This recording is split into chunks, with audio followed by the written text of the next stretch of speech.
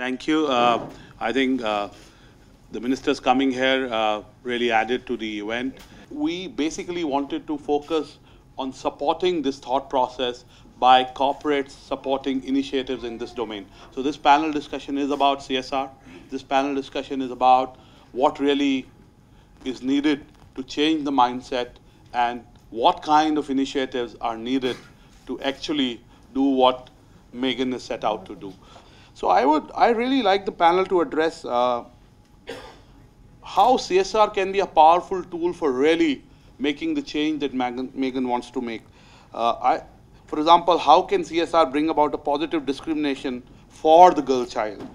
What kind of opportunities can be created and should be provided for? How can infrastructure creation happen? Also, very important is to change the historical mindset of communities in the way the girl child is treated, and how real awareness generating programs, and a lot of programs can be held in IIC and Habitat and a 5-star hotel, but they're really beyond making sure people like you put their money, put their time, put their media to really doing the kind of initiatives that are needed in terms of making a difference at the grassroots. And Bihar, just to give you an idea, Bihar government started giving bicycles for girl children in classes 9 to 12 in 2007. The effective implementation of this scheme is made sure that this 24%, 25% has gone up to 40% in Bihar. So really, giving just bicycles to girls can get them access to the school. So really, this is what I want the panel to address, and I would request Naina Lal Kidwai to start, and we can then go around the table. My experience has really been through engagements of the corporations I support, and also some of the private time I spend largely supporting my husband, who works with Seva, who is one of the largest, I won't call it an NGO, it's a cooperative, really showed me the way as to what women can achieve if you empower them to be economically empowered through livelihoods. And the livelihood which Seva is best known for is the embroidery they do, but in fact they do a lot more. They're trained as masons, they're building roads, they're building toilets, we've taught them how to put together cycles, sell cycles. No matter what it is, you empower them and they work together. The other lesson I learned is you cannot do it as single individual women. It has to be a movement. There has to be a group. They have to be able to stand up. I also learned the ugly side of it, that when you first start, in fact, violence increases. It isn't easy to show the way in society when it doesn't exist. So you have to think about it at many, many levels and support it. When we talk of CSR, I rather talk of it as creating shared value. The benefit to us is that you get you keep putting this money in so that you also make sure the repayment of the loan happens. So that's the reason you're there. There's a business advantage. But what you're doing is creating shared value, which is a win-win all through. So let me stop with that to say that I really think, Megan, what you have done and captured in such a short period is some very, very important messages. And women are our future.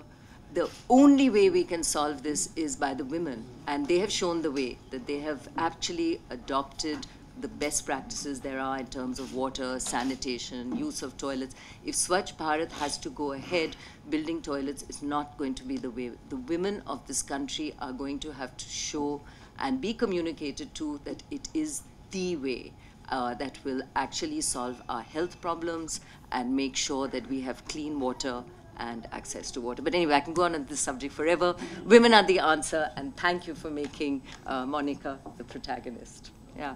Thank you for being here and setting the tone in a manner that you have set today. So really grateful to you for being here. Naina is talking about how you have to have a 360-degree approach in terms of the issue that Megan brings in. If we bring in Mr. Chadda here, who really runs a large foundation, a foundation that is really walking the talk in the area that we are talking of. So we really get Vijay, areas where the government can do more, where civil society and, my friend and junior from the business school, Adarsh Katurka is there. He runs a finest CSR consulting practice, and in fact, he helps me prepare for discussions like these. So I must give you credit, Adarsh. And so, he keeps telling me, he goes to lots of conferences, went to one in Bombay today, but really, panel discussions are great, but nothing follows after that. So really, issues that you haven't been able to address. No, I think there are challenges which come on a daily basis, especially when you run a program like ours. But I'll start from from what you said about how many girls go to school. So we have schools in 254 villages in 6 states in India, right?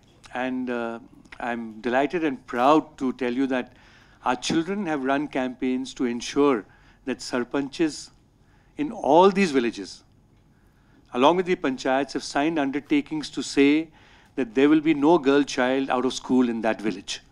So that is one. So that's the power of education. Mantri ji, jab humne kaha ki quality education leke jayenge rural India mein for underprivileged children with a focus on the girl child. So that was a single-minded, area of work through a schooling system. So हमने अपने school बनाए, and land came from the panchayats. We built the schools. What has it done, the schools? It's unbelievable as to how education can change mindsets, how education can impact the way nothing else can. That's our belief. We ourselves never knew how powerful it could be. Like Annurag said, challenges are many.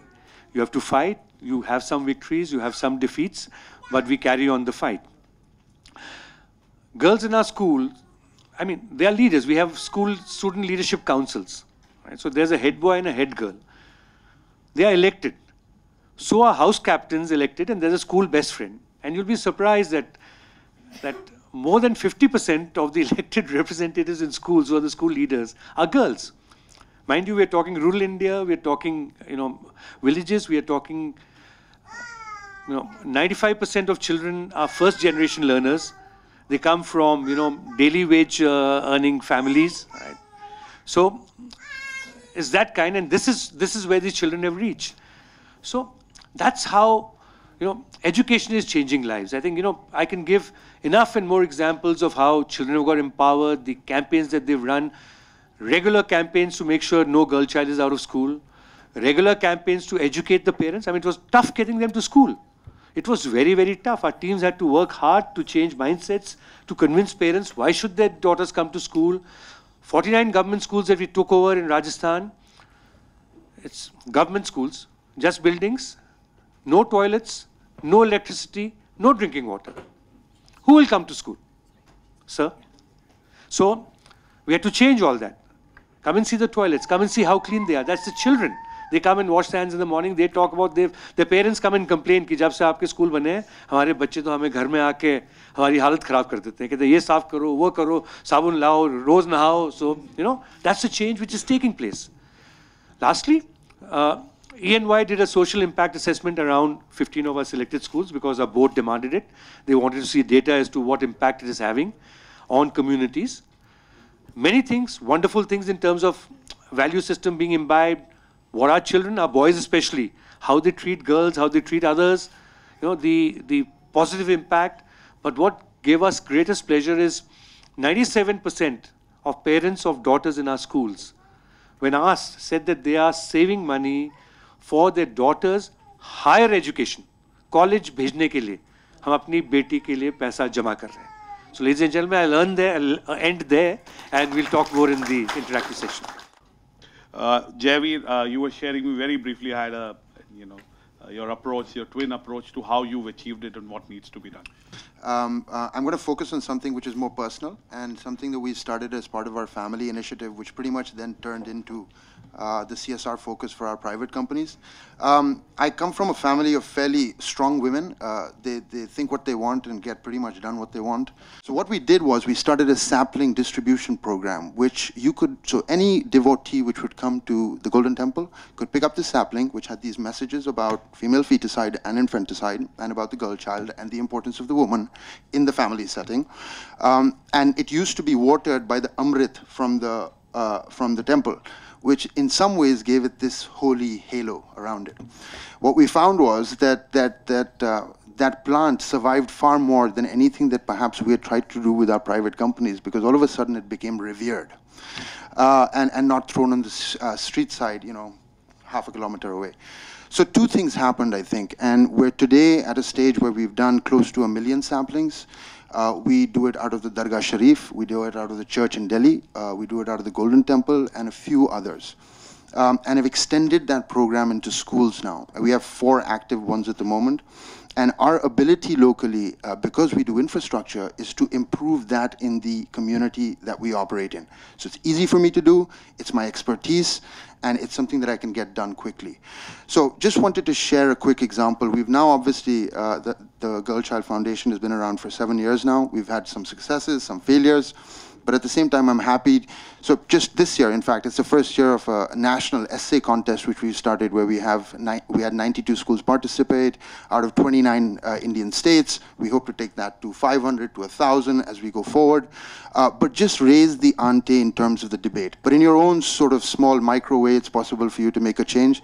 And that's sort of a more private story. I know that I'm here on a PwC mandate, and we hope to do a lot on that side as well. But I think this is far more relevant and far more inclusive when we talk about India and the type of institutions and what individuals can do. Thank you, Javier. Thank you.